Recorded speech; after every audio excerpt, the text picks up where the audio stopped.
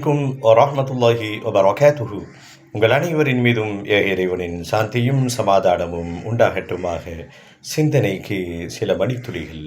இன்றைய நாள் இனிய நாளாக மலர்வதற்கு இன்றைய நாளினுடைய ஒரு முக்கியமான மக்களிடத்திலே ஊறி இருக்கின்ற ஒரு சிந்தனை அப்படின்னா, புத்தாண்டன்று எல்லாம் நல்லபடியாக துவங்க வேண்டும், அப்படி துவங்கப்பட்டால் அந்த வருடம் முழுக்க நன்றாக இருக்கும் என்று இவர்களாகவே ஒரு கற்பனை செய்து கொண்டு செயல்களிலே இறங்குகிறார்கள். இன்றைக்கு எப்படியாவது இதில் சில முஸ்லிம்கள் கூட இப்படி பேசிக்கொண்டு செயல்படுவது உண்டு. இன்றைக்கு ஃபஜ்ர் தொழுகையை எப்படியாவது தொழுதரணும். ஃபஜ்ர் தொழுகை காரணத்தை கேட்டால், புத்தாண்டு அன்று தொழுதால் அன்றைய வருடம் முழுக்க நாம் தொழுகாமல் இருந்துட்டாலும் அந்த பவரை நம்ம காப்பாற்றுவோம் அப்படின்னு மாதிரி ஒரு மனோநிலை இருக்கிறது.